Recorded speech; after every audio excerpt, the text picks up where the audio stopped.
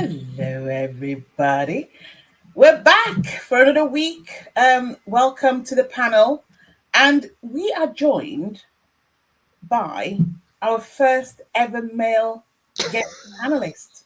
Like, it's unheard of. We've been going for almost a year and we've never had a man on here. And I call him 007, Mr. Tom. How are you, my love?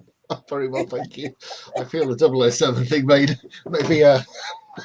maybe poor, either very good marketing on my part or very bad marketing on my part. I don't know which it is, but I'll take it.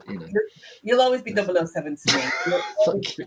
Do you want to tell the audience who you are and what you do?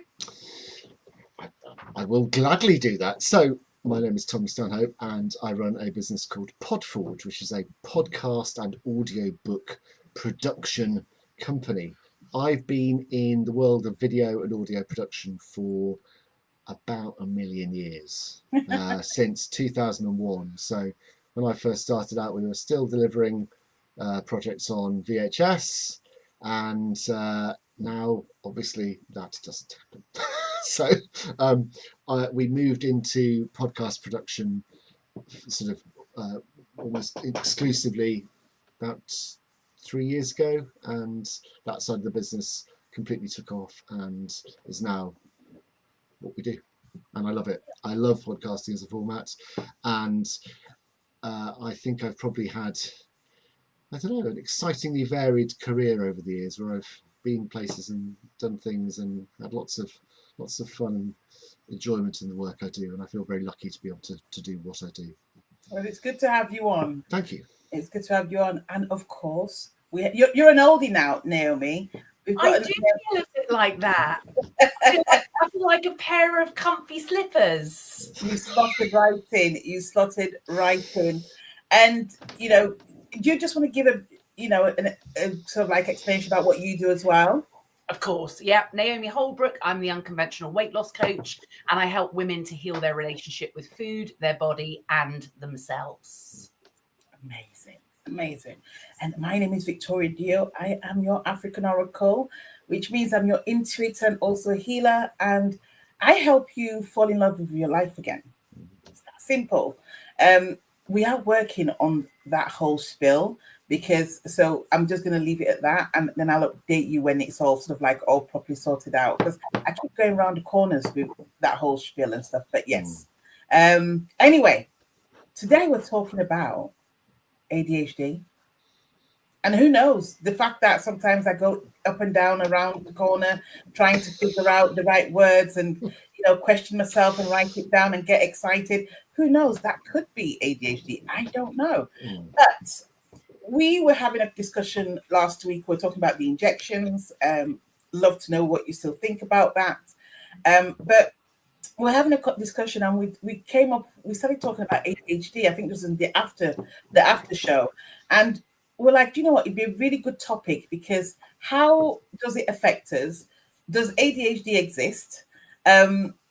How does it play a role in your life or with your loved ones? There's so much that we could talk about ADHD, and we thought, let's bring it to the table. So here we are. Yes. So I'll tell you why I invited Mr. Tom Stanhope onto the panel, because yesterday he posted something and I thought, oh, he needs to come on. He posted that he'd just come off his meds, and yes, and Tom and I are clients of each other as well. So we've worked with each other as well, and I know a lot of his story, but I'd love for you to just give us a brief summary of course. Why did you come off your pills? Well, okay. Well, I'll sort of take it back. So I got a diagnosis back in 2022.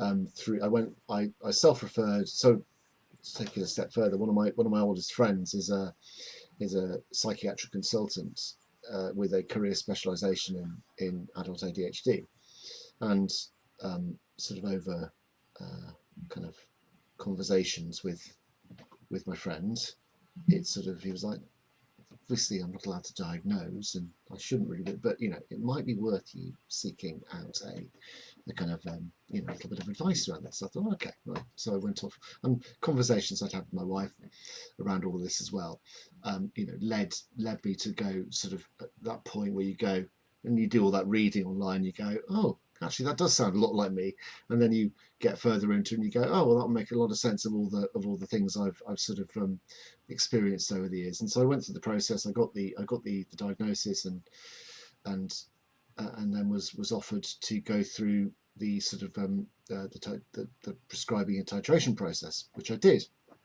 and that was 2 years ago. So I started on Concerta, which is I can never remember which way around it is. So one of them is a lisdexamfetamine, and the other one is a Concerta and Elvance. They sort of deploy in the body in different ways.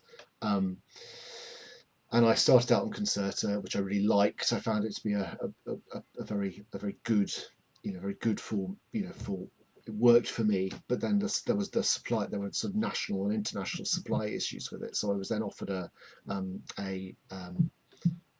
what's the word I'm looking for?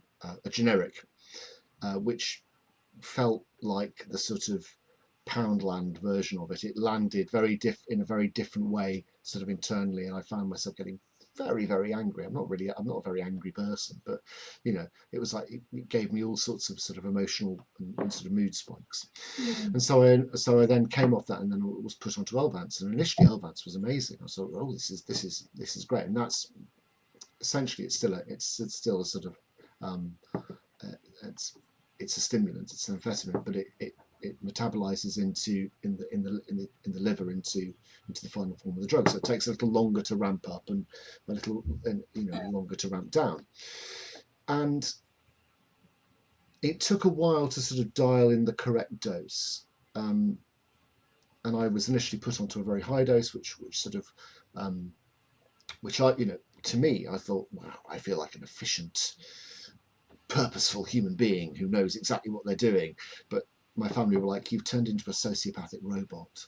And and it was you know, that was, so I brought it down, and then I found a sort of a medium zone which felt good to me. But about sort of 3 months ago, I started to get really, really really tired, and I was feeling very flat and very robotic, and I hadn't really clocked what was going on. And then about 3 weeks ago, I'd ordered my medication, and for a variety of reasons it was delayed by a week, so I had a sort of an unintentional week off. And all of these sort of symptoms that I'd been assuming were just because I was, you know, tired, like, dropped away. And I by the end of that week I was like, I think staying on this drug is probably a bad idea. And it just got me, it got me thinking about how and I sort of, you know, I found my personality coming back, and I was like, oh, I'm finding things funny again. I'm telling jokes. I'm actually, I appear to be nice to be around.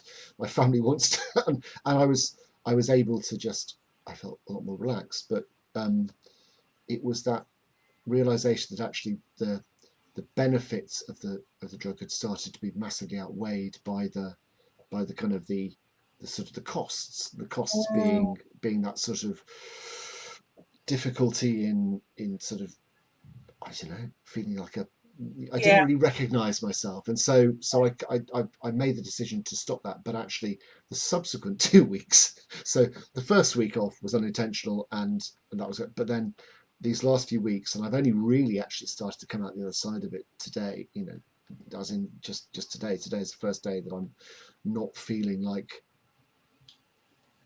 I feel like my brain is you know, is starting to be mine again, because I was feeling very sluggish, very, very undermotivated, and I was actually thinking, oh, I could really go for a dose of the of the old ADHD medication. It was actually a really powerful sort of urge. So my antidote to that was, like, I sort of opened up the loft hatch. Our loft is like a bomb, you know, it's just full of stuff. I took the medication, just lobbed it into the room. I was like, if I want it that badly, I can go and search for it. And there have been a few times I've looked at the ladder and thought, you know what, I have no intention of going up there. So it's just putting the barrier to entry is just high enough. So I feel like coming off it has been a something that was unintentional, but a very pleasant surprise. But actually, the realities of coming off a complex, medication with sort of that has neurological effects is unsurprisingly very difficult. Brilliant. But I think, But no, sorry. yeah, let me just go to Naomi, because I want to. Naomi, have you had a diagnosis or not? So I've had a positive ADHD screening just 2 weeks ago. I'm not planning on getting a diagnosis. I'm not planning on getting medication. I'm not planning on going down that route at all. I am planning on embracing the mixed spice. Yes. And awesome. It's been there for a long time. Yes.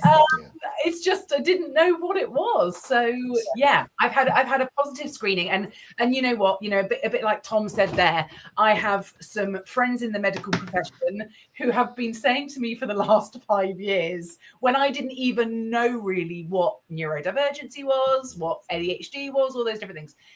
Naomi, have you ever been tested for ADHD? Have you ever been tested for AUDHD? And no, I haven't. But I was in a position 2 weeks ago where I was somewhere that they were offering screenings, and I had a positive screening. But I'm not planning on taking that any further. No. And how, first and foremost, how does it affect your life? And I know that you work with a lot of women as well who have diagnosis, amongst other things. How does that affect your clients' world as well? Yeah, and I think something that a lot of women don't realize is that menopause is actually a time that our brains rewire.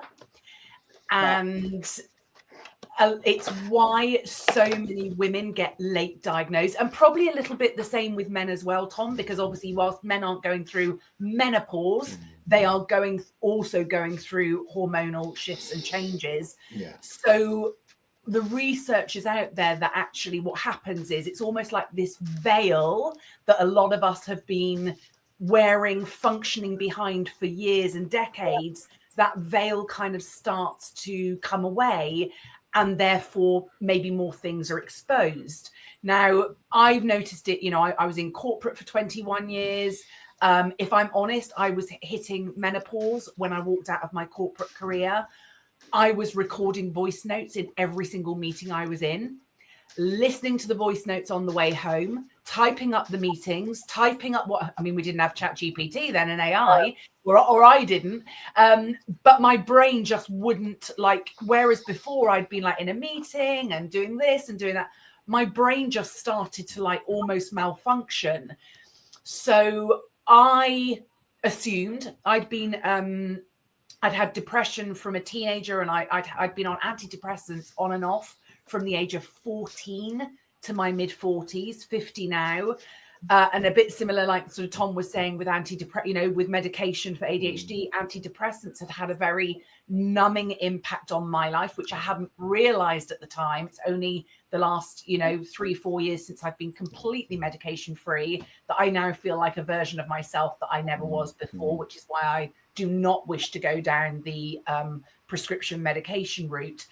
But yes, and like you said, I have so many women coming to me who think that they're lazy, think that they're unmotivated, think that they need more willpower, more discipline, more motivation to go to the gym, to eat healthier, to get all these jobs done.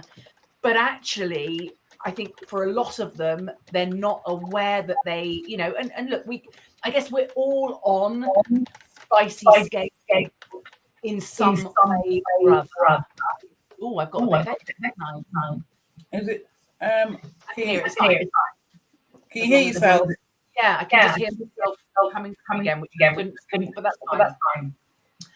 I guess we're all somewhere on this sort of, spicy scale.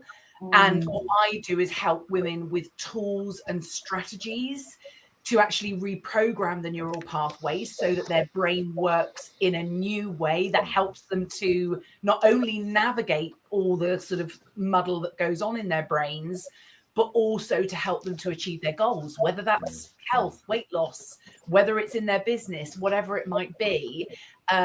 Because actually, and that's what I've done myself in my life without even realizing that this might have been the reason behind it, is I'm now working in a different way. I'm putting structures in place. I've got, even my support team are working a way for me that helps and supports me, because I'm very aware that my brain can be utter chaos. Whilst, I've never missed a client call. I've never, ever, missed a meeting, missed a day, missed any of these things. I think I'm quite high functioning. And I've shared on here before, I'm also navigating, looking after a 92-year-old parent with Alzheimer's and dementia. And let me tell you, there is nothing that will test a neurospicy brain like managing a parent who's got Alzheimer's and dementia and can't remember what they're doing day to day. And then they're constantly making you kind of almost second guess yourself. But I have lots of processes, structures, honestly, the reminders on the alarms that I've got set even for today, just to remind me that my next call, or just to remind me that I've got to do this or do that. And that is the way that I function, is in a way that sets me up and supports me, rather than just allows me to kind of free fall into, like, I don't know what I'm doing today. And of course that, and it's like I always say, you can't be motivated all the time. All these coaches that are saying, like, you just need more discipline, it's absolute BS. Like, especially once you hit, perimenopause, menopause, if you've also got, a spicy brain too, that motivation and willpower has gone out the window. You've got to have structure. You've got to have processes in place and a formula and a strategy that works for you to make things just a bit simpler. Thanks, Naomi. So I'm glad that you've talked about late diagnosis, which is what seems to be common on the panel. But also, I'm glad that you talked about the menopause as well. This morning, as I was sort of like getting ready for the day, I was thinking, isn't it funny how ADHD wasn't a thing when we were younger? Like, it wasn't heard of, or if it was, it wasn't really. It was kind of like swept over more than anything else. And it's funny because I started to realize that my brain wasn't functioning in its way when I realized that I was in the throes of perimenopause. And again, having to record everything, because I was just like, I know I'm going to go home and not remember anything you said. I remember in one contract that I had, I remember just staring at the screen for 7 hours a day. I would literally switch on the computer and just stare at the screen, and I'd do nothing. And to the point where I started feeling guilty about getting paid, because I was like, you've done nothing for the day. And in the end, I had to go and tell the client and said, I am not doing any work. Like, I'm not doing any work. Like, there's no point in me being here. And it scared the life out of me. But equally, like you say, when you look at the ADHD diagnosis or the symptoms, they're very similar to the perimenopause, menopause ones. And like you, I've had a test done. I've had an online test done where I've just ticked it, say, oh, let's just see where I am. And it's gone, yep, you are ADHD, blah, blah. But I also think as well that it is a state of mind in most cases. And I'm not saying a blanket case, because everybody is very different.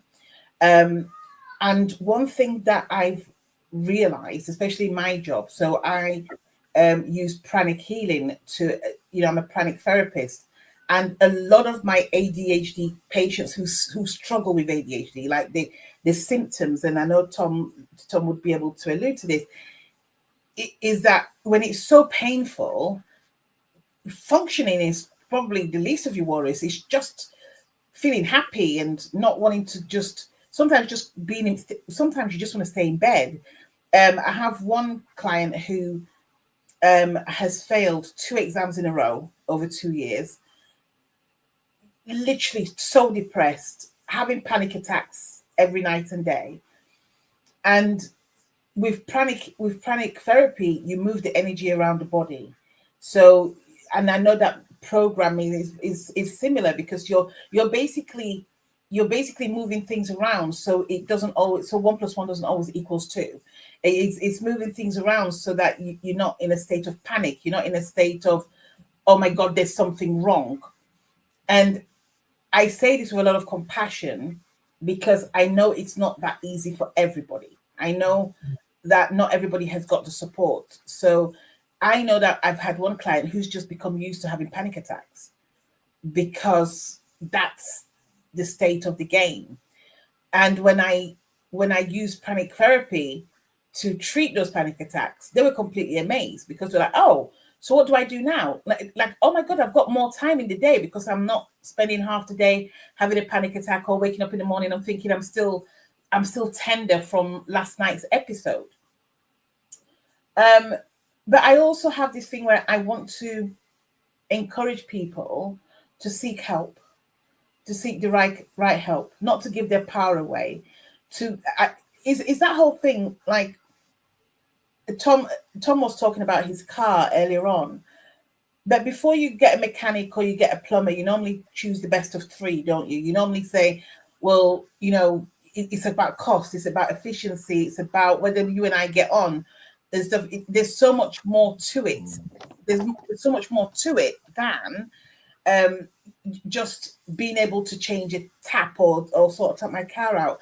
I think for our health as well, we need to do that. We need to look at different options before just going for one, because it's very easy for us to go, I'm going to go for this medication, and I know it's helping a lot of people.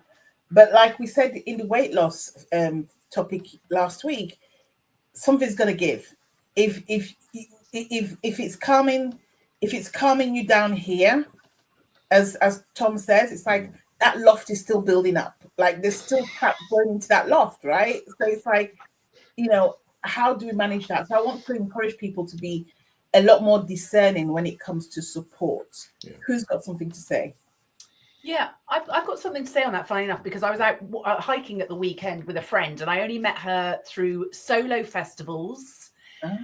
And I kind of shared with her on Sunday, haven't seen her since the summer, shared with her that, listen, I think I've discovered I've got a spicy brain. So listen, if my conversation, and she was like, oh, well, that's why we're good friends. That's why we got on. That's why we're walking today.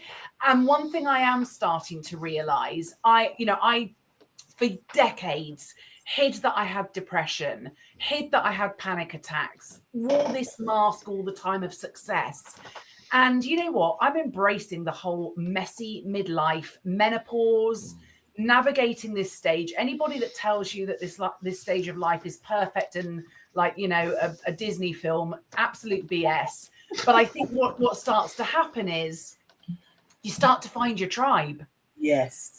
And I don't want to be with people who like hold labels, and those labels hold back, because I did that so much of my life. Like, oh, I'm an emotional eater. Oh, I'm depressed. Oh, I've got chronic pain. I'm a warrior, all this. I don't want any of that anymore, because it's just such a heavy load to carry. But actually what I am noticing is that I am drawn to people who have also got spicy brains.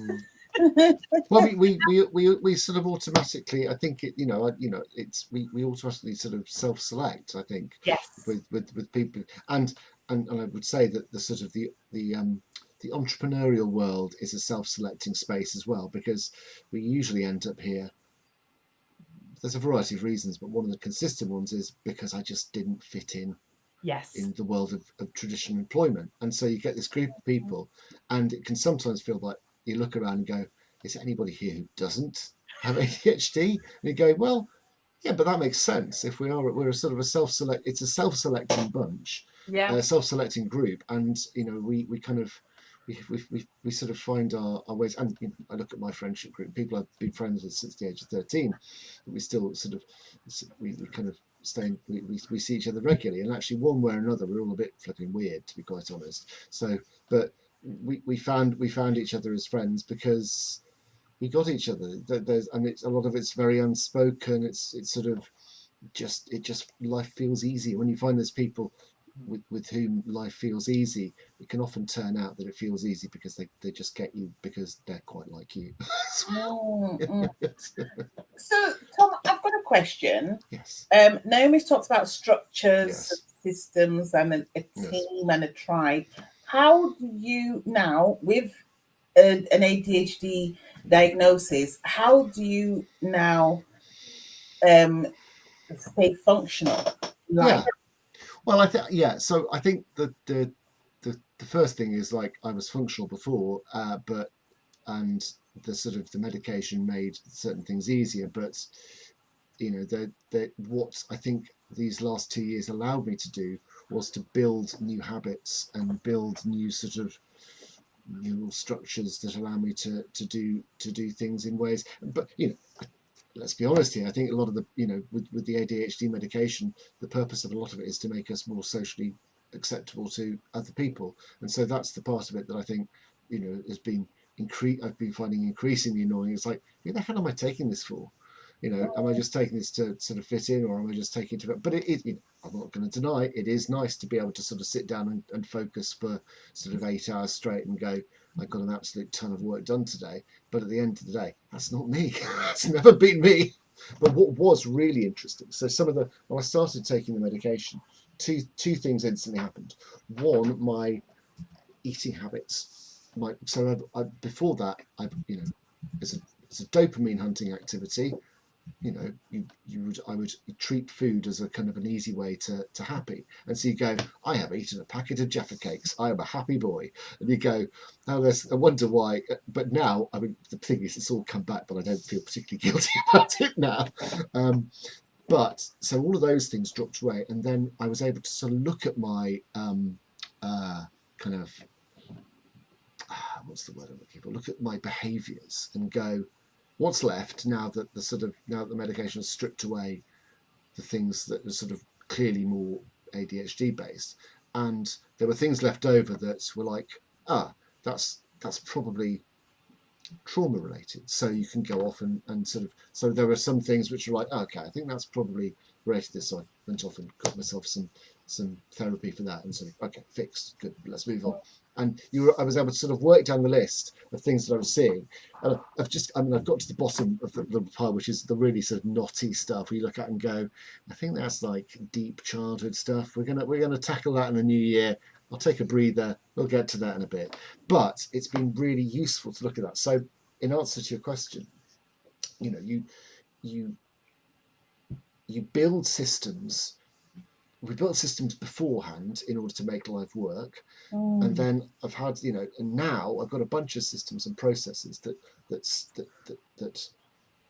I keep, as long as I keep on doing them, life keeps moving. But what I've also found out is that one of the things that absolutely I guarantee works for me every single time is short, high intensity exercise. So if I go and do 15 minutes of really kind of flat out punch bag work. So I've got a punch bag in the garage, and I will go in, and I boxed in the past, and so I know that I can get really raise my heart rate, get sort of properly sweaty, beat or go for a run or whatever it is, something to just get that. I know that 20 minutes after that, my focus will be as sharp as when the medication really hit in. And in some ways the medication that's the shortcut. It's the shortcut which has the added bonus of not making me want to eat a packet of Jaffa cakes in one go.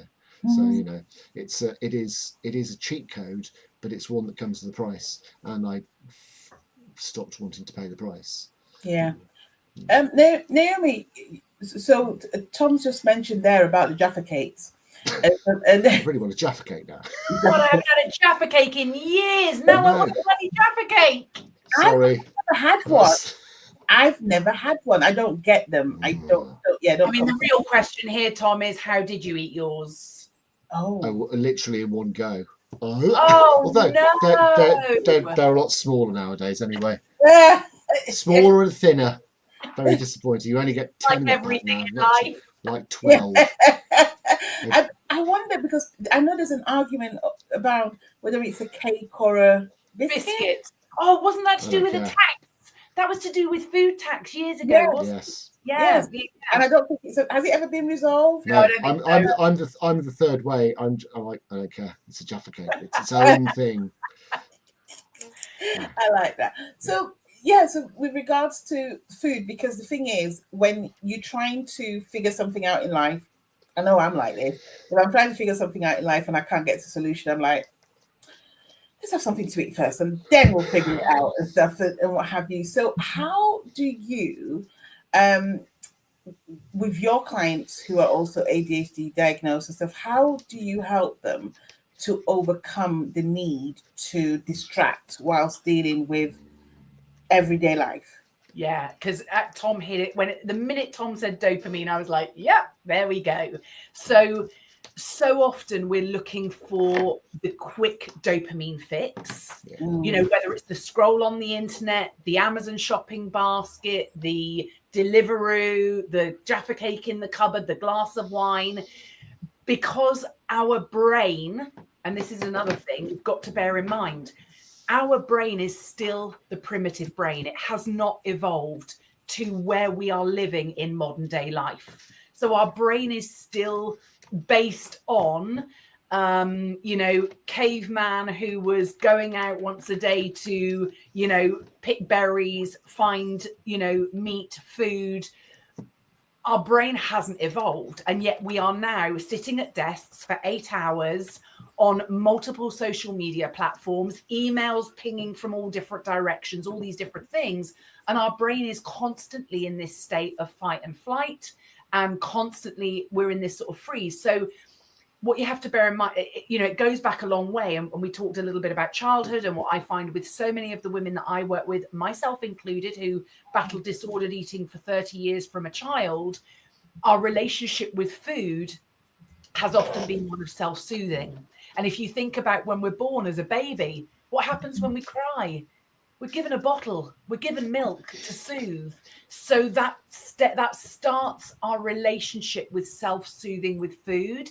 And then if you look at how time has progressed, and now the food, I'm not going to go down the political route, but this is the truth of it. And what I teach in my programs, we are constantly marketed to, whether it's our apps that are telling us to get the new Domino pizza, or we walk past a bus stop and it's suggesting this, or Deliveroo sends you an email with 10% off this Wednesday, or, whatever happens, we're constantly being triggered for the short, quick term dopamine fix. And because our brain is looking for that escapism, that soothing, we're constantly going for it. So what I do is how I work with women who are in that state of literally every time they think about food, they're going to the cupboard for the Jaffa cake, they're having the glass of wine, they're skipping the workout, they're scrolling endlessly on their phone, they're watching Netflix for 4 hours of a night, numbing and soothing. There's multifaceted work that I do. It's all science-backed. But first of all, there's a lot of it that's awareness, because so many women aren't even aware of the patterns and the habits that they're doing. It's almost like it's just become this autopilot and it's ingrained. So there's the awareness piece, but then there is also the nutrition piece, when you actually fuel your body in a nourishing way, not restriction, not stripping out the Jaffa cakes, not doing any of that, but eating in a way that fuels and nourishes, and not fueling yourself on these ultra processed foods that are actually causing so many of these problems, or certainly maybe not causing, but certainly having a massively detrimental impact on them. Then what happens is that noise in the brain, food noise, which some people, identify with, that food noise and that need for urgent dopamine just calms. I mean, I hear women in my program all the time that are like, oh my God, like for the first time in 40, 50, 60 years, I don't have that constant voice, that constant noise for the cakes, the biscuits, the glass of wine, the whatever it might be. So that starts to kind of calm it down. But then also what I bring is science-backed techniques and strategies to help them in that moment where they are about to go for the self-soothing, to when the trigger happens of like the scrolling, or the trigger happens of the cake or the biscuit or what the wine, whatever it might be, I have a strategy and multiple strategies in place that help them to stop in that moment. Not willpower, not motivation, not discipline, but stop in that moment and identify what the emotion is that they're trying to soothe. Because like you said at the very beginning, Victoria, and like Tom said, when you're suppressing something, an emotion with, you know, a prescription medication, an injection, whatever it might be, that emotion is still there. It's unprocessed. It's just boiling underneath, and the thing is, it's almost like an itch that never ever stops, because you have the Jaffa cake, and then what do you want? A whole packet of Jaffa cake. Yeah. And then you're like in the cupboard for, like, you know, stale biscuits, because literally, I mean, I did that for years. Like literally, I would just eat anything that I could find, because it was like once that I had that, and again, you know, if you think about it, it's like drug addiction. You know, you have one bit and then you want the next bit and the next bit. But also what I do is help women to get their dopamine from other sources. So finding that joy that they had from food, still having joy from food. You know, I think people think that when you reprogram your neural pathways that you actually don't enjoy food anymore. I enjoy food more now than I did when I was addicted to it for 30 years. But also I have joy in other areas that aren't reliant upon the dopamine from, you know, from fast food, from alcohol, from all those other things. So yeah, it's really important, because if you just suppress something, then it's still there. Or like you said, Tom, when you come off the medication, then actually everything that you've suppressed comes back. And I've had lots of women come to me on antidepressants, ADHD medication, and they have no appetite. They don't want to eat, or they skip meals for a day, and then 2 days later they just want to eat everything in sight. So it's about, you know, a formula and a strategy and a framework that actually works with your body, with your hormones, with your spicy brain, with all those different elements. Beautiful. I love what you said, you know, but you've both touched on sort of like different elements. And, you know, as we start to wrap up, for me, it's about the awareness, having that awareness to be able to go, this is the sort of support I'm going to get, and also having the support on how to navigate it. What I'm finding is, and listen, it's not a blame thing here, is that sometimes we almost define ourselves by the ADHD. And when I say we, I'm talking about the royal we here, is that definition. And I've seen people go, ha, it's my ADHD. And I'm like, that's amazing. Yeah. But also acknowledge that not everybody, you know, not everybody is finding it fun. Yeah. Everybody's navigating it in their own way. Yeah.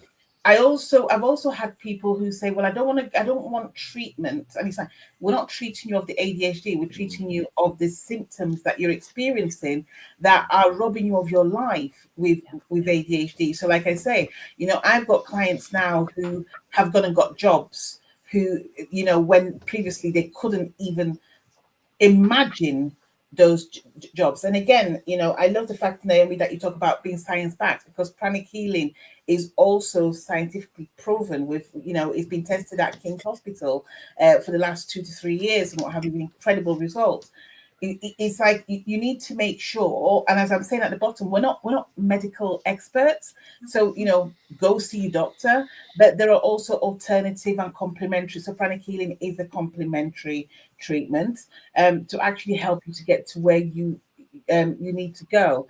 But it's about just taking a moment, just taking that moment, that quiet moment, and going, who do I want to be? You know, and then almost like work your way backwards. So this is the person I want to be. I want to be somebody who's jovial and fit and healthy and joyful. Like Tom says, I wasn't laughing anymore. I didn't crack jokes, so I made a decision. Naomi's talking about her clients, and she's saying these are people who haven't stopped eating, stopped enjoying food. So I gave them strategies to actually be able to work through that. So I know that it's not easy. I know that with some people it's a shock that you've had the diagnosis. With some people it's trying to It's trying to navigate what that looks like. And listen, you're talking to someone who's probably spent the last 3 years in business, and I, I don't want to say this, but I'm going to say it, is that I believe that my business has been really slow because of my perimenopause diagnosis, navigating where 10 years ago I'd have been able to think of solutions and also have the energy to do a lot.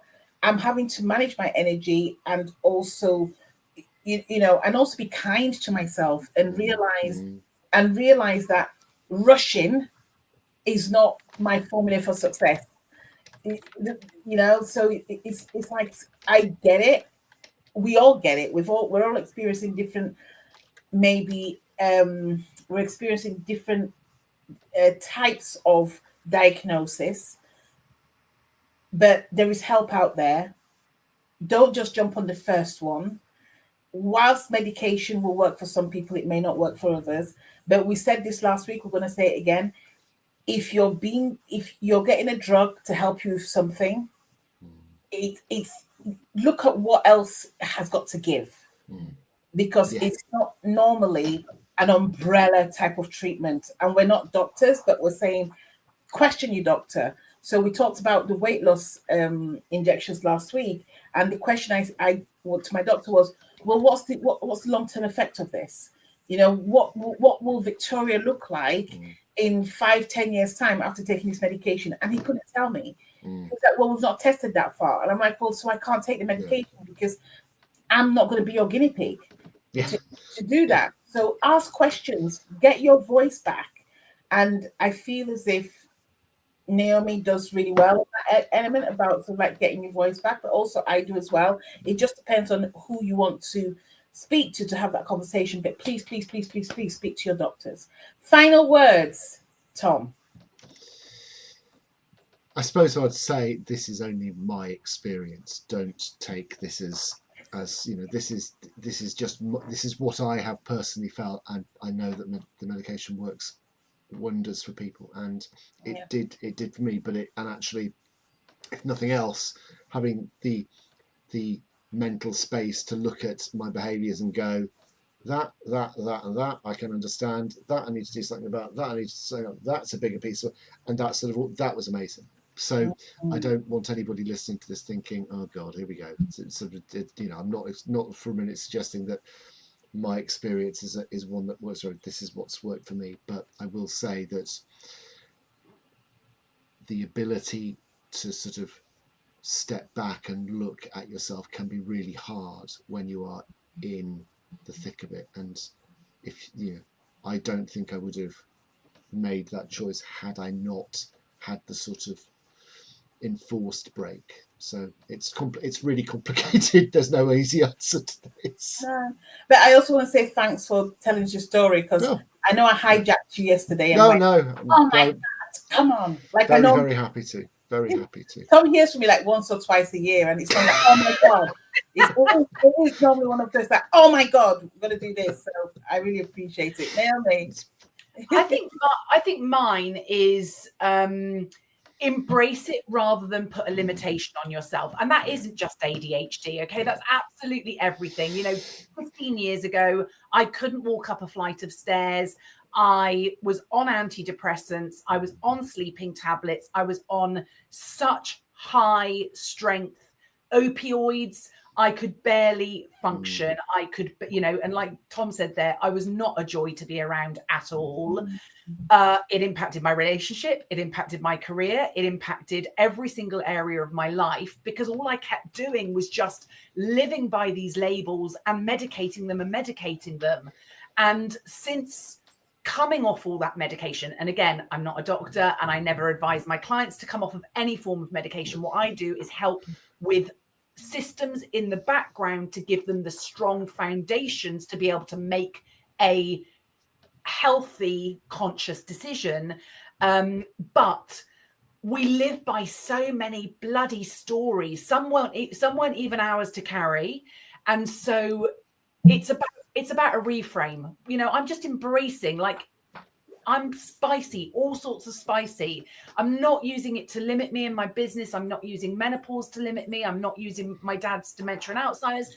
I'm just embracing all the mess and just figuring it all out as I go along. And like you said, getting the right support and help. Yes, I have coaches for certain things. That helps me to put structure in my business, to work in a way that feels aligned with me, that I'm not in this kind of like grind. But yeah, that would be my thing. Embrace the messiness. We are all unique, and stop putting those limitations on yourself that actually keep refueling a story that you don't need to live.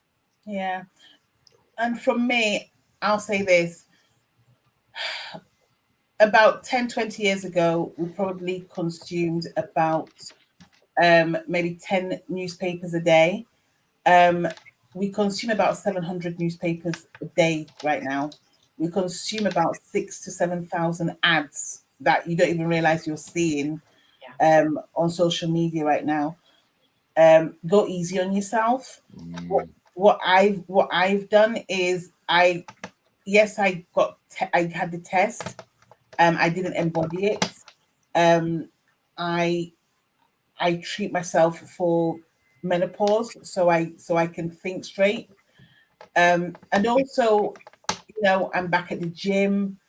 Anybody who will listen will know that I've had experienced bad back pain for about 6 years. I'm back at the gym. I've made those conversations, and I also make sure that the people that help me know who I am. There's no masking. I'm very transparent and say, this back hurts. I need to know what's not going to affect it. I love to exercise. I need to shed a ton of pounds. And this is me. I'm hypermobile, and stuff. So I'm so honest now so that things don't become a thing. Yeah. But also, I'm not scared if somebody says, "Oh my God, you're ADHD." I'm like, possibly, don't know, got tested, okay. But it's about sort of like just find your voice, take your voice. If nothing else, take your voice back. Seriously, like once you own your voice, that's where you find your freedom to make those decisions, like Tom did, and like Naomi did as well. Thank you so much. We'll see you next week. Let us know about any topics you want us to talk about. Follow us if you want to know more. Share this with somebody if you think they're going to find it useful. We're sending you lots of love as always, and we'll speak to you soon. Take care. Bye. Bye.